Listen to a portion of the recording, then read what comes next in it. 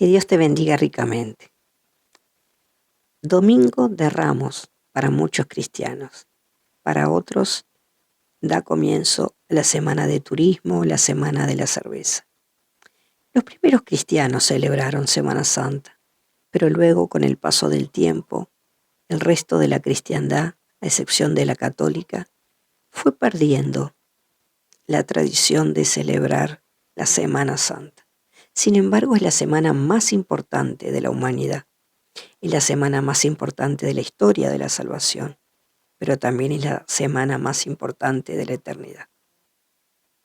El Domingo de Ramos es cuando se proclama a Cristo como Rey. Mateo 21 del 1 al 11, Marcos 11 del 1 al 11, Juan 12, 19 y Lucas 20, 28 nos relatan este acontecimiento tan importante. Sabemos bien que llegando cerca de un pueblo que se llama Betfagé y de Betania, Jesús le da una encomienda a dos de sus discípulos, que no se menciona el nombre de ellos. Los envía a que vayan a la aldea de enfrente y que al entrar allí se van a encontrar con un asna y su pollino y que van a estar atados y que van a tener que tomarlos, desatarlos y traerlos, y que si alguien les pregunta, que ellos digan que el Señor lo necesita. Así que estos discípulos van, no ponen resistencia y hallan al asna y al pollino tal como se les dijo. Y cuando sus dueños le preguntan qué es lo que están haciendo, ellos les responden tal como el Señor les mandó. Así que los dueños tampoco se resisten y dejan que se los lleven. Y luego se nos relata que los discípulos colocaron sus mantos sobre el pollino y subieron a Jesús encima, y comenzó entonces el recorrido o el camino de la procesión hacia Jerusalén. Y que cuando llegaban ya cerca de la bajada del Monte de los Olivos, toda una multitud estaba repleta de alegría y comenzaron a alabar a Dios a grandes voces por todas las maravillas que habían visto, diciendo: bendito el Rey que viene en el nombre del Señor, paz en el cielo y gloria en las alturas. Entonces también el Evangelio de Lucas nos relata que los fariseos, como de costumbre, se molestaron al escuchar y ver esto, y le dijeron a Jesús que hiciera callar a sus discípulos, que los reprendiera. Y él les dijo: os digo que si estos callaran, las piedras clamarían. Y luego el relato de Lucas agrega: y cuando llegó cerca de la ciudad, al verla, lloró sobre ella. Me voy a detener aquí, pero te invito a que tú leas todo el relato para que puedas ver el significado profundo que tiene para nosotros como cristianos este Domingo de Ramos. Es interesantísimo. En primer lugar, me gustaría darte algunos datos interesantes. El trasfondo cultural de que Jesús mande tomar al asna y su pollino se conoce como derecho de Angaria. Es un derecho jurídico por el que un dignatario tenía la facultad de utilizar los bienes de sus súbditos por razones personales. Entonces, este derecho también se extendía a los rabinos, de manera que la petición de Jesús no es una petición alocada. Y los discípulos siguen las instrucciones de Jesús y todo sucede según sus palabras. Ahora bien, hay algo sumamente interesante que me gustaría contarte, que la imagen de Jesús sobre el pollino recuerda el cabalgar del pacificador y humilde Mesías, que se relató 500 años antes de que sucediera en Zacarías 9:9.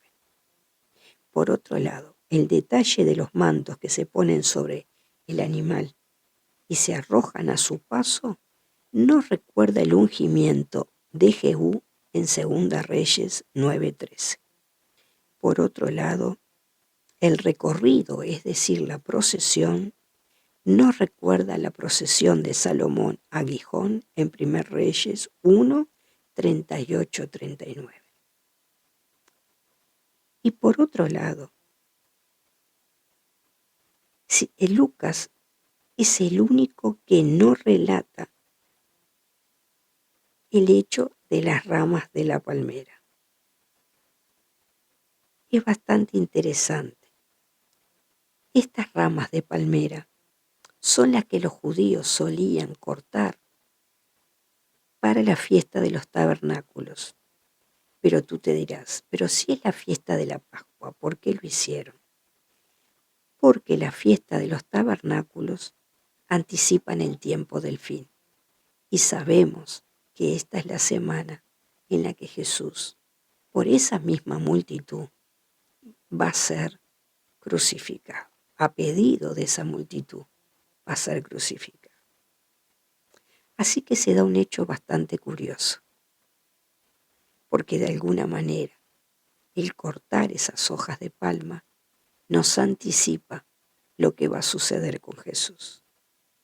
Hay una combinación muy significativa, porque el pueblo estaba yendo a Jerusalén para celebrar la Pascua, que recordaba la salida del cautiverio de Israel del pueblo de Egipto y la liberación, así como el perdón de los pecados.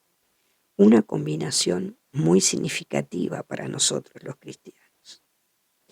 Me gustaría compartir contigo lo que el autor de La Última Semana, Borg, nos cuenta.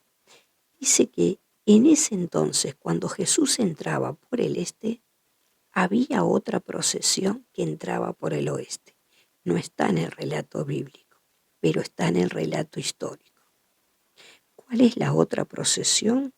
Por el oeste entraba la procesión imperial al mando de Pilatos. Jesús, dice él, montado en un asno, bajaba el monte de los Olivos, aclamado por sus seguidores. Pero en el lado opuesto de la ciudad, desde el oeste, Poncio Pilatos, el gobernador romano de Idumea, Judea y Samaria, entraba a Jerusalén al frente de una columna de caballería y soldados. La procesión de Jesús proclamaba el reino de Dios. La de Pilatos proclamaba el poder del imperio. Era una práctica habitual de los gobernadores romanos de Judea estar en Jerusalén para las festividades judías. ¿Por qué lo hacían? ¿Para celebrar? No, lo hacían por si había alguna revuelta y no querían que los agarrara desprevenidos. La misión de las tropas que entraban con Pilatos era enviar refuerzos a la guarnición permanentemente apostada en el fuerte Antonia con vista al templo judío y sus patios. Luego nos dice, un despliegue visual de poder imperial, soldados de caballería sobre sus caballos, soldados a pie, armaduras de cuero y yelmos, armas, estandartes, águilas reales montadas sobre pértigas, el sol brillando sobre el metal y el oro, sonidos, la marcha de los soldados, el crujir del cuero, el tintinear de las bridas, el redoblar de los tambores. Dice el autor, imaginen los remolinos de polvo, los ojos de los espectadores, algunos curiosos, algunos sobrecogidos, otros con resentimiento. La procesión de Pilatos exhibía no solo el poder imperial, sino también la teología imperial romana, porque de acuerdo a esta teología, el emperador no era simplemente el gobernante de Roma, sino el Hijo de Dios. Qué interesante cuando lees y conjugas la Biblia con los acontecimientos que sucedieron históricamente y que no están relatados en la Biblia porque no nos no nos enriquecen, digamos, a nuestra salvación. Pero, sin embargo, en conjunto te permiten ver una visión global de la situación. Por el lado que sale el sol, Jesús, la luz del mundo, entrando en una procesión llena de algarabía, de gozo, de felicidad, anunciando el reino de Dios que trae paz, calma, amor, servicio. Y por otro lado, una procesión que anunciaba poder, sometimiento, angustia y dolor. Qué interesante, porque en este domingo de Ramos creo que nos debemos de preguntar, ¿a quién saludo con palmas? ¿Al mundo y todo lo que me ofrece? ¿O a Jesús, Señor y amo de nuestras vidas? Hazte esta pregunta. Feliz comienzo de Semana Santa. Los cristianos debemos celebrarla con mucho gozo y con mucha alegría.